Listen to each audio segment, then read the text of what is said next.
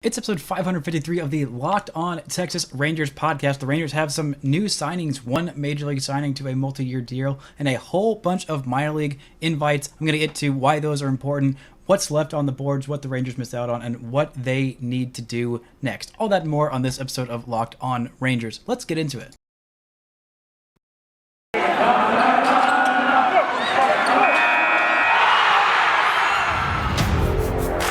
You are Locked On Rangers, your daily Texas Rangers podcast. Part of the Locked On Podcast Network, your team every day.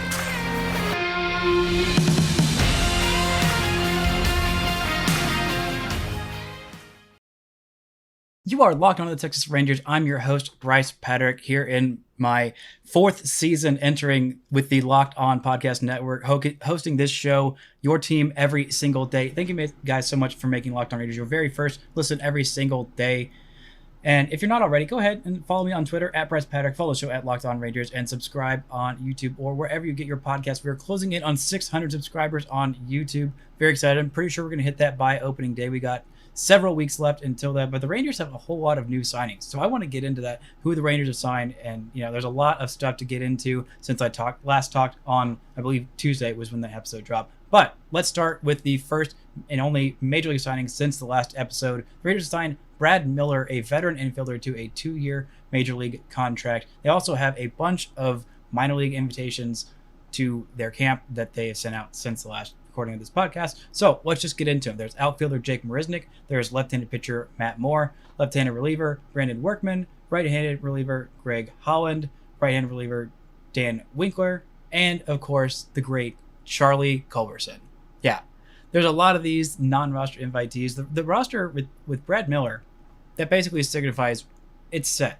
That is what it is, and it's seeming like Brad Miller is probably going to be platooning. That's what it seems like it's going to be, with the big question marks right now, which stand at left field and third base. And well, I guess you probably could say right field, but with this contract, unless they do something crazy, like sign one of these big remaining free agents, I'm pretty sure right field's going to be Adolis Garcia and center field is going to be Leody Taveras. And that's just what it's going to be for probably this year and next year. It's looking like at this point, with the way things are shaking out. But let's get into a little bit of who Brad Miller is. He last played for the Philadelphia Phillies. I'm about to say the Philadelphia Twins for some stupid reason. But no, he is a left-handed veteran utility guy. He's played basically everywhere. The most games that he's played has been at shortstop, but he has experience playing basically every single position. Second base, shortstop, first base, outfield, left, right, center, and third base. Now, he's only played 49 games at third base, which of the infield spots is where he's played the least. He has 378 games at shortstop. He also has 183 at second, 133 at first base, and yes, 49 at third base. But that's probably where he's going to be, because first base locked down, second base, shortstop. All of those are pretty well locked down by the incumbent starters or the big signees the last few years. So what does he do?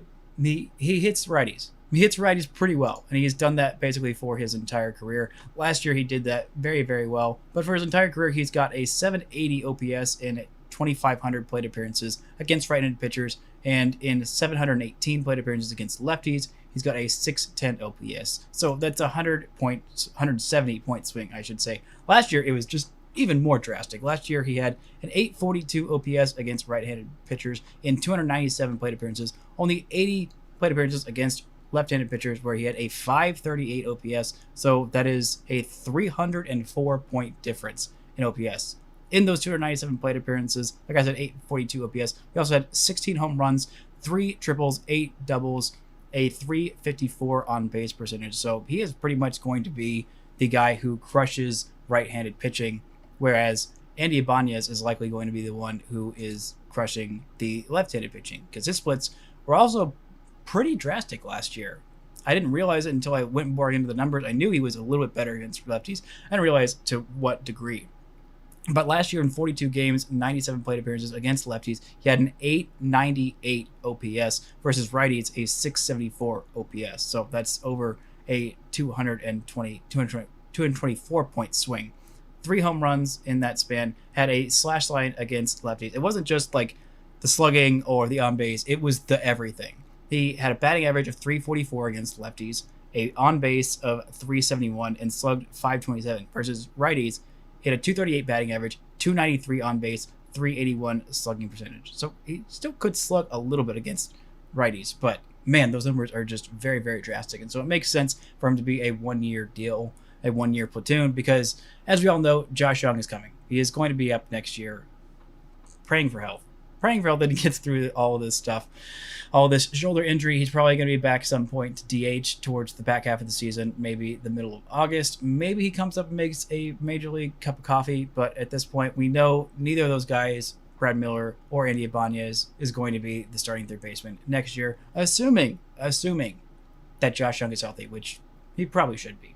He hasn't had a whole lot of career injuries, so I'm hoping this is just a one-off thing. He can come back, heal, get right, and absolutely mash when the Rangers are ready to contend opening day in 2023. Now, let's look quickly at some of these other guys that we have. We have Jake Marisnick, who is several years for, I guess I mostly know him as a member of the Houston Astros. He did start his career in Miami, 40 games there in 2013, 14, and 2014.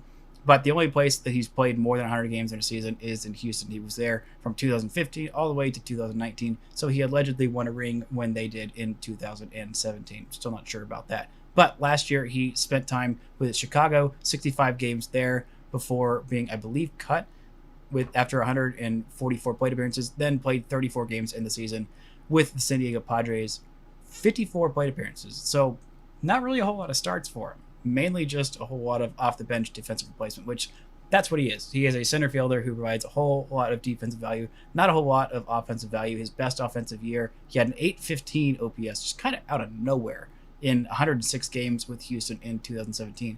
That seems to be right around the time where Houston was getting busted for stealing signals. Interesting. I'm sure there's no correlation there. But for the rest of his career, he has a 665 OPS, so really not a big offensive threat pretty much at all.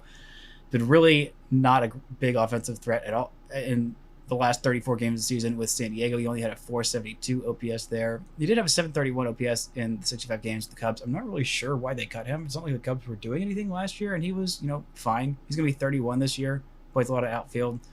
I don't see why they brought him in. They've got plenty of guys like this. They've got Eli White. They've got Leody Taveras, who brings, I would say, more offensive value and is younger. And, well, I don't know if he's cheap. They're probably both going to make the minimum this year. So, I don't know. We'll see. It's really a low risk, low nothing. The one that I really don't get and I'm kind of annoyed with is Matt Moore.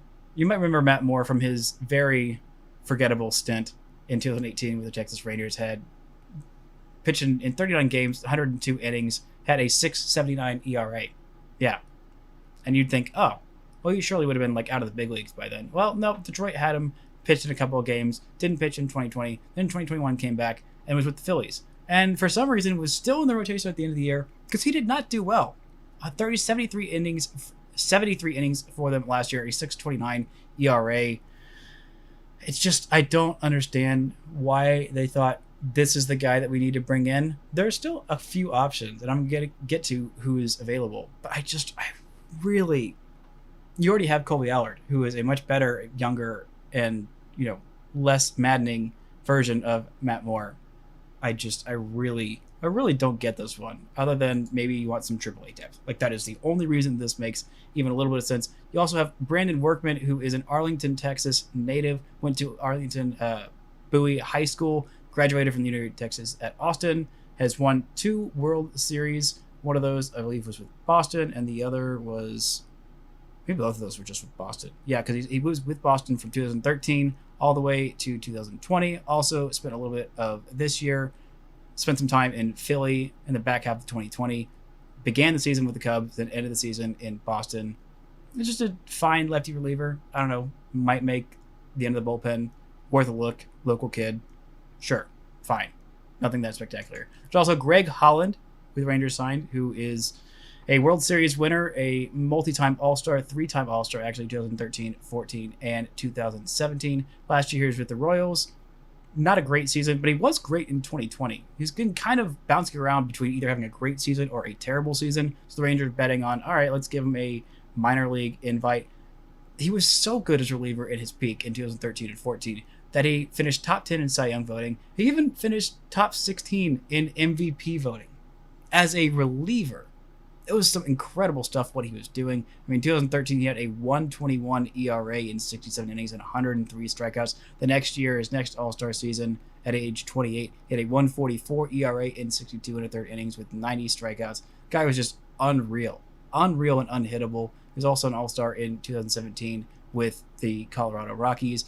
Last year with Kansas City, had a 4.85 ERA in 57 games, just under 56 innings, was fine. And the year before in 2020, 28 games, 28 and a third innings, a 1.91 ERA. So real hit or miss with this guy. So the Rangers are taking a buy low, see if this guy still has anything left. Also, another guy they have, the last one is Dan Wiegler. Has spent the last 2 seasons with the Cubs, was fine. He's a fine reliever, okay, right-handed, nothing too special about him. Whoop-de-doo. That's about my feeling on Dan Winkler. But we're going to look at who's left, who the Rangers missed out on. There's been a lot of signings since I did the last podcast, and I'm going to look at who the Rangers should have wanted, who the Rangers maybe didn't want, and what's left and what all they have left to do. But first, I want to tell you guys about this book written by Tim Tebow. It is called Mission Possible. Are you ready to discover your purpose and leave an impact wherever you go?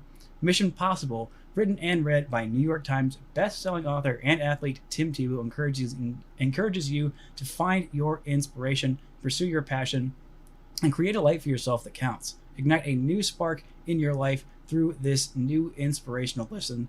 Mission Possible by Tim Tebow is available everywhere audiobooks are sold.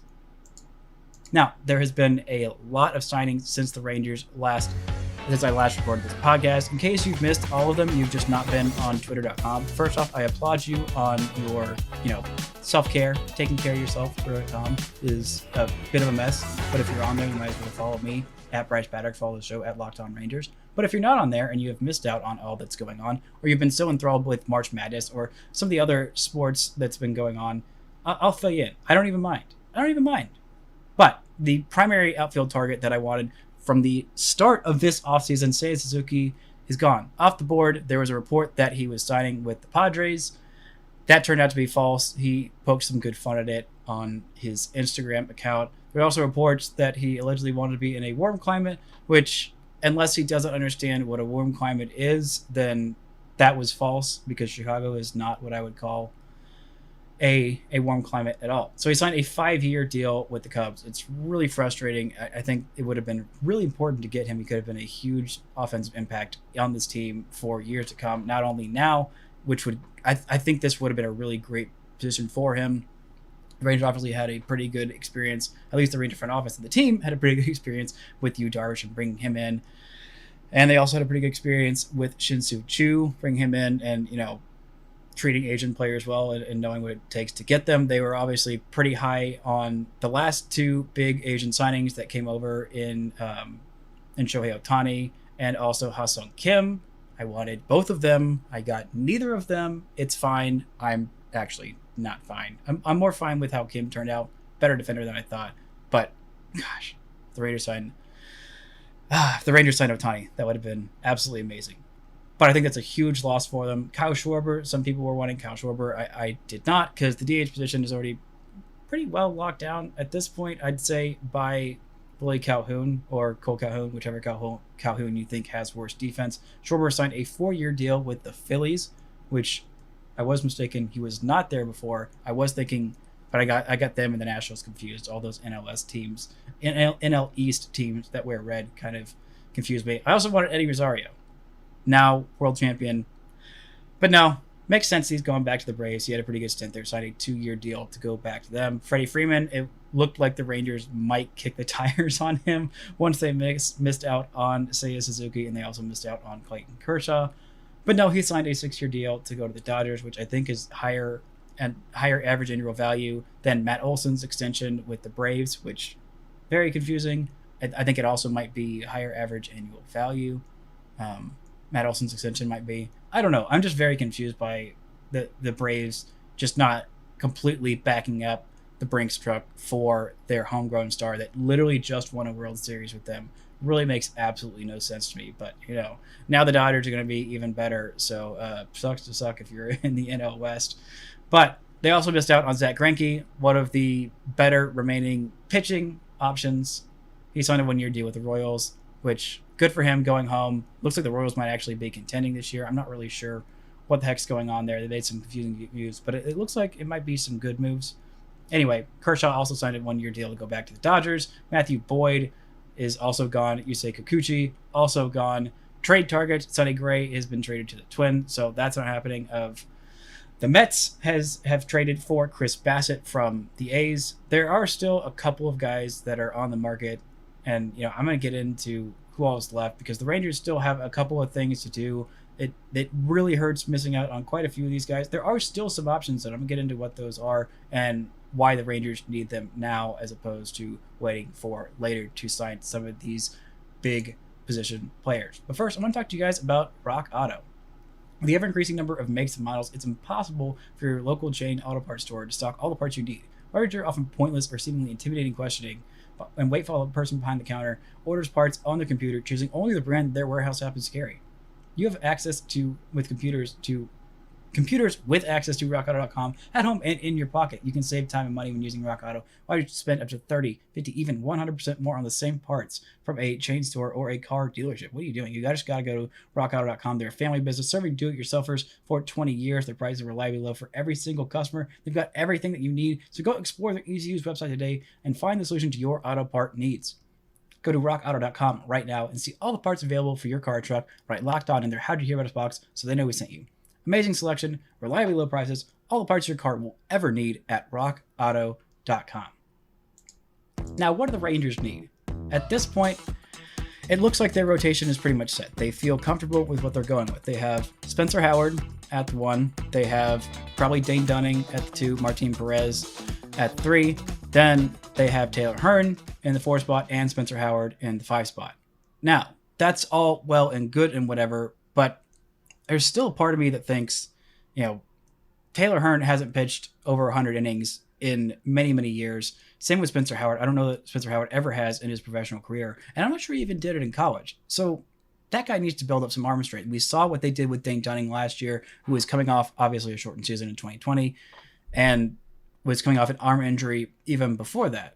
So they were really careful with him. They didn't let him pitch too many innings. I think he only went 120-ish innings. Hold on, I have this right here. 117 and 2/3 innings. So not even 120 innings. They're very, very careful with him.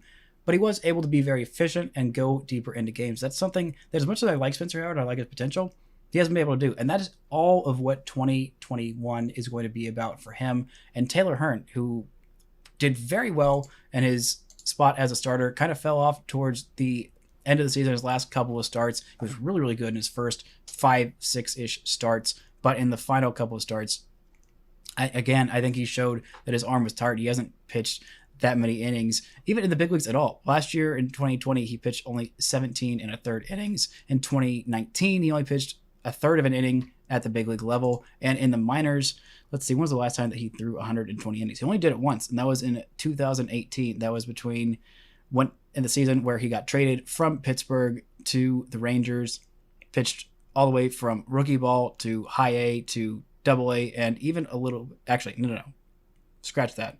Mainly just double A. Just double A that season. I'm confusing and combining the other two seasons. But he had 24 starts that year, 129 innings, but he hasn't done it since 2018. So that will be 4 years ago. So he still needs to build up that arm strength. And again, I said that he only pitched in 17 1/3 innings. That was the only innings that he pitched in 2020. In 2019, he did have a few starts before he made his major league debut. 2019, he had 4 starts at the minor league level, pitched 20 innings, so averaged 5 innings per start there. Then it came up through his 1/3 of an inning and the worst major league debut I've ever seen, and then got hurt for the rest of the season, did not pitch again. So he really doesn't have that many innings at all. He did pitch 100 innings this last year. Credit to him. But I think they're going to want him around maybe 120-ish innings next year. It's different throwing all those games out of the bullpen versus starting.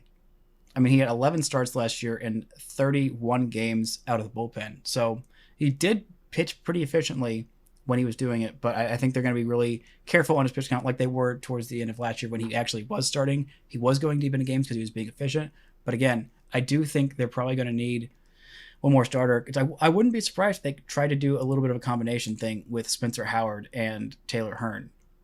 I'm not sure that they will, but it wouldn't surprise me if they did, because at this point, I don't know how much you can count on Spencer Howard to go deep into games, because Howard really has not gone deep into games at all. And I think the Rangers are really banking on that. He only has, let's see, last year he pitched just under 50 innings at the major league level, literally one out shy of 50 innings. And he also had, let's see, 23 and 2/3 innings at the minor league level. He has pitched 100 innings in a season before. I should correct myself there. He had 23 starts and 112 innings at the high A level in 2018 with Philly.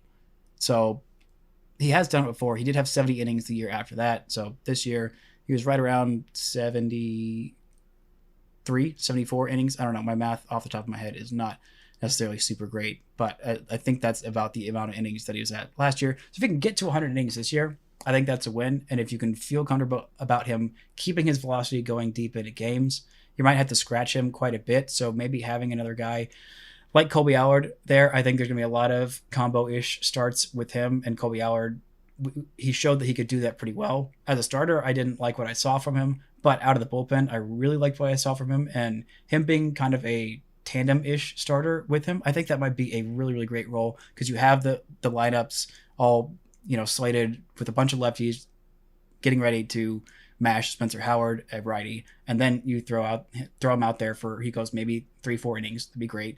And then you pull in Colby Allard, and you get some of those mismatches, the guys who are not necessarily used to facing a whole bunch of lefties, and either have to sub out their starters, or they just are worse. So this team needs a third baseman for this year. I think this platoon will work for now. Josh Young obviously is the long-term answer, and that's good. But right now, I think there's some big questions in the corner outfield, especially in left field. Unless you want to put Willie Calhoun there, which I think just long-term you slot him in as a DH unless you go and sign one of these guys. But who else left? If you want to add another starter, there's not a whole lot of options. There are some trade options. You could trade for Luis Castillo. I was duped into thinking that Luis Castillo was going to the Angels. That's not happening. The Reds are saying that they're going to keep him even after trading all of their trade, literally like all of their trade chips besides him and Tyler Mahle and the Rookie of the Year, Jonathan India, which they're not going to trade him even if you are rebuilding. You don't trade a Rookie of the Year. That just doesn't make any freaking sense. But nothing the Reds are doing is really making sense. They also made a trade for Mike Minor, which is really confusing. But they do still have two starters in Luis Castillo and Tyler Mahle available. If you want to go get one of those guys, I wouldn't blame the Rangers for doing it. It just depends, again, on what the prospect haul. I feel the same way about Luis Castillo as I do about Matt Olson, because it's a little bit bigger of an upgrade. But I think right now, the number two, if you got Dane Dunning as your number two, and I was talking with Grant, and Grant thinks that long-term a 3 is Dunning's upside. That's his high ceiling. I think that's about where I think he's going to be. I don't really see much of a scenario where he's going to be a number 2 in your rotation. Obviously, long-term, probably number 1 in your rotation is going to be Jack Leiter. And when you're contending in 2023, maybe the back half of there, you're going to have Jack Leiter in there. And I don't know that Leiter's going to be ready to be a number 1 in 2023, but he's probably going to be ready to be up. But in 2024, which is a more, kind of reasonable contention, your rotation is probably going to look something like, at this point, Leiter might be ready to be the number 1 then. Then you'll have John Gray. You'll also have Cole Winn and Dane Dunning and some combination of whatever's left for those final 2 spots. But there's not a whole big need for that. But if you wanted to feel better about the contention in 2023, then having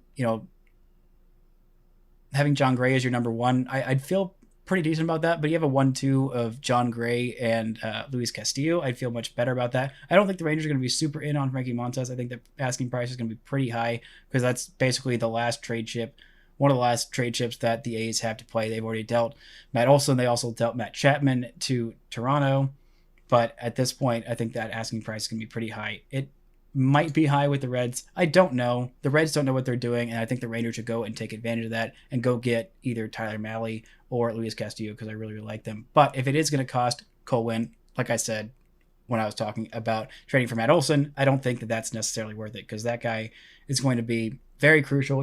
He's very dependable, and of these prospects that are going to be coming up or these young starting pitchers, the guys who I feel really, really confident in locking down a long-term job are Dane Dunning, probably back of the rotation, Cole Winn, somewhere in the middle of the rotation, and Jack Leiter probably at the top of the rotation. But those are, even them, there's still a possibility they could not turn out to be what you think. And even Cole Wynn's highest ceiling is probably a number 2 starter if things go really, really, really well for him. I don't think it's going to be worse than a number 3 or 4 starter, but if things go really well, I don't see the ceiling as somewhere near what Jack Leiter can be. So Castillo has a higher ceiling, and if you want to feel better about this rotation while you're contending, I think that is a trade that makes sense. But the corner outfield, I think the reason that I'm so bummed about Seiya Suzuki is I think he would have really bridged that gap, because there's not a whole lot of free agent people, a lot of big free agent bats that are available after the 2023 season. There's basically just Joey Gallo and at this point Aaron Judge, which I don't think he's going to be available then. If he is, then the Yankees are going to do everything in their power to pay him. They absolutely have to. They cannot afford to lose him. He is the face of the Yankees right now, one of the most marketable players in baseball. And while I like Joey Gallo and I think that he's better and I would like the Rangers to go get him more, I think that the Yankees are going to prioritize him, and that's going to let Joey Gallo walk in free agency. But he's going to be the big bat, and the Rangers are going to have to pony up a whole bunch of money to sign him. There are quite a few rotation spots that could be filled with the class over there that if you don't want to trade for Luis Castillo. But again, I don't think that it's necessarily worth it if you have to give up one of those top prospects. But at this point in the corner outfield, I don't know how good you feel about Adolis Garcia. There's really not a whole lot of help coming from the farm in terms of the outfield and what's going on there. But the Rangers really need at least one huge outfield bat, and unless you feel really confident in Adolis Garcia being that close to what he was doing in the first month of his major league season, then I really think that you need to go sign some big outfield bat.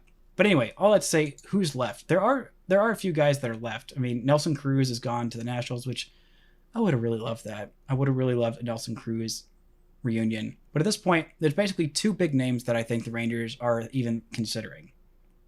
One a little bit harder than the other. But the first is Nick Castellanos, who had a great season last year, but is going to have some really, really big contract demands. I think that might be what pushes the Rangers out of it. He's basically a DH at this point.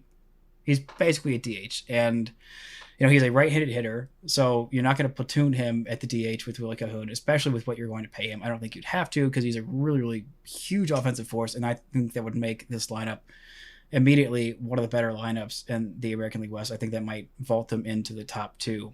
Not exactly sure about that, but it would really get them pretty close if they signed Nick Castellanos.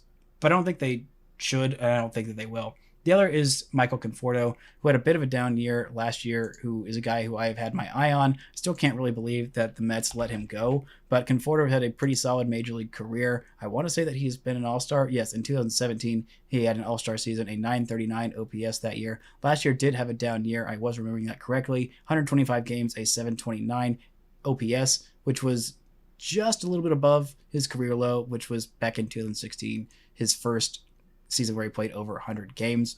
In 2020, he had a really great season, a 927 OPS and an 856 OPS before that. He has been fairly solid. He can play the outfield. He's not an elite defender, but by no means is he anywhere near what Nick Castellanos is. At this point, Baseball Reference projects him to have a 793 OPS next year, 353 on base percentage, 19 home runs, which I think would be solid. I would feel pretty good about that. I feel better about that than Cole Calhoun. I still don't really get the Cole Calhoun signing. I think it was more of a hedging your bets kind of a thing, which that makes a little more sense just to have some veteran presence, because right now, before some of these veteran signings, the Rangers didn't have a huge veteran presence. It was basically just like Marcus Semien and I guess Corey Seager kind of at this point, but he still feels like a little bit of a young player. He's obviously going to have a huge role to bear now with a huge contract, huge expectations, but he's not as much of a big vocal leader who has been around a long time, and I think Cole Calhoun might have been a little bit of that kind of a signing. But I think Michael Conforto is a signing that would make a lot of sense and would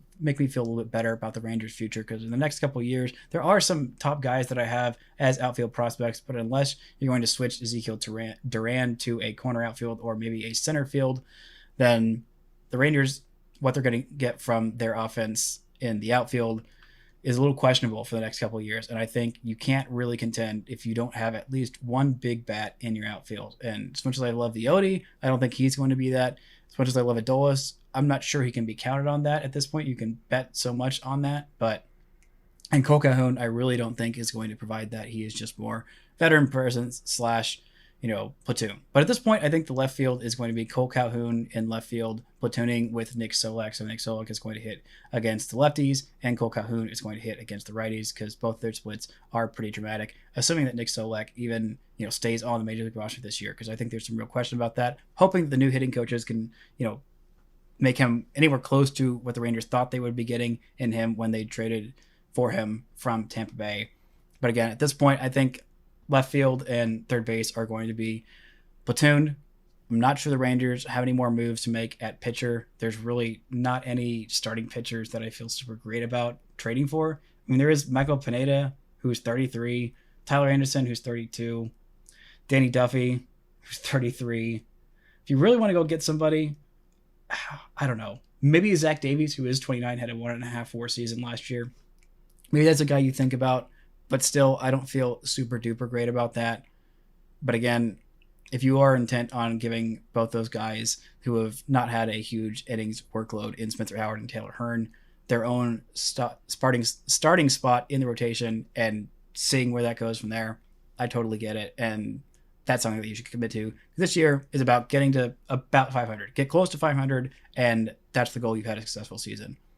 But again, I think it's really important to see how those guys do if you can believe in them as long-term starters, especially long-term starters on a rotation that is in contention. But that's going to do it for today's episode. I think I might be back tomorrow. It depends on some other stuff. But at the very least, next week I will be back with 5 episodes a week. We have some minor league games that are happening. We have a March Madness, all kinds of great sports stuff. This is a great time to be a sports fan. So that's going to do it for this edition of Locked On Rangers. And until next time, don't forget to enjoy baseball.